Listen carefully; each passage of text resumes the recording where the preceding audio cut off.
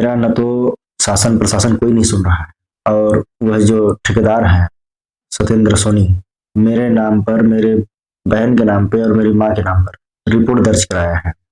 दोस्तों नमस्कार, मेरा नाम संतोष सूर्या है और मैं ग्राम सागरपुर का रहने वाला हूँ। यहाँ पर मेरी जमीन है जो कि रोड लाइन में जमीन है जो कि चौक में पड़ता है। झुमका रोड पर एक जमीन है जिधर से एक रास्ता रामदैया धाम की ओर जाता है और दूसरा रास्ता जो है मेन रोड वह झुमका मंदिर की ओर जाता है और तीसरा जो रोड है वह ओरगी नाका बैकुंठपुर की ओर आता है। तो इस प्रकार से तिराहा वह जमीन है। गांव के कुछ गुंडे लोग और राजनीति कर रहे हैं। अभी चुनाव का माहौल चल रहा है और आचार संहिता लगा हुआ है। मैं आपको यह बताना चाह रहा हूँ कि ये लोग जो हैं पिछले 2024 से मेरे और मेरे परिवार के साथ जो है घटना कारित करते आ रहे हैं, सिर्फ और सिर्फ इस जमीन की वजह से।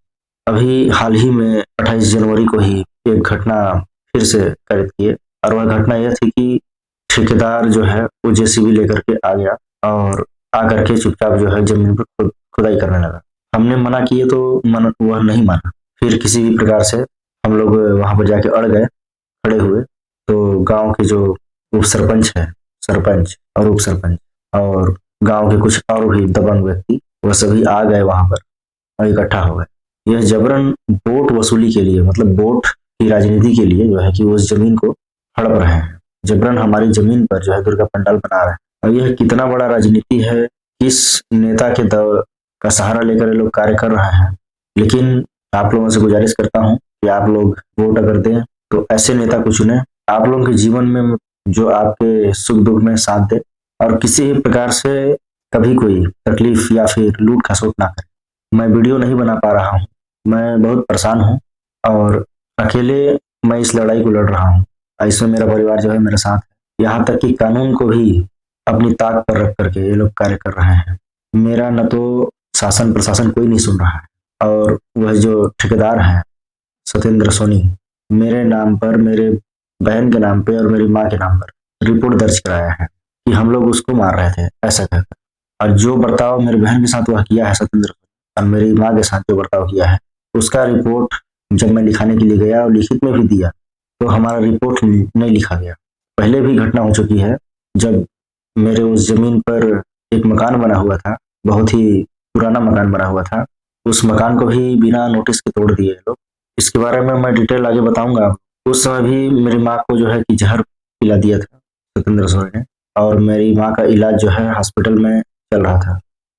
लेकिन इसके बाद भी बैकुंठपुर थाना में रिपोर्ट दर्ज नहीं की और न ही कोई कार्रवाई हुआ आज तक।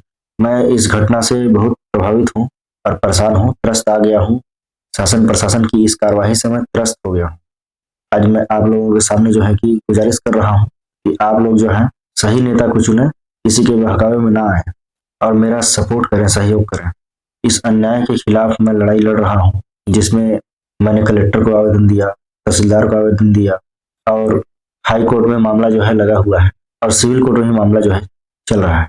लेकिन इसके बावजूद भी अचानक से यहाँ पर आकर के मेरी जमीन में और ये लोग जो है दुर्गा पंडाल या फिर भवन निर्माण करने के लिए, कुछ बिल्डिंग बनाने के लिए जो है कि गांव के जो सरपंच उप सरपंच हैं ये लोग मिल करके और वहां पर निशान लगाए हैं, चूना लगाए हैं बिल्डिंग निर्माण करने के लिए। और जबरन जो है मेरी जमीन पर ये लोग ऐसा कार्रवाई कर रहे हैं। इससे मैं त्रस्त हो चुका हूँ। आज न तो मेरा पुलिस प्रशासन सुन रहा है, न तो जिले के जो मुखिया है कलेक्टर वह भी नहीं सुन रहे हैं। तो मैं जाऊं तो जाऊं कहाँ। और कोर्ट न्यायालय की शरण में मैं जा रहा हूँ तो वहां पे जो कार्रवाई होती है वो धीमी गति से कार्रवाई चलती है, तुरंत उसमें कोई भी नतीजा या फिर उसका फल नहीं मिलता है। ऐसी स्थिति में जबरन उस जमीन पर, हमारी जमीन पर भवन निर्माण करा देना या लूट लेना कहाँ तक सही है। चलिए आगे मिलते हैं अगले वीडियो में।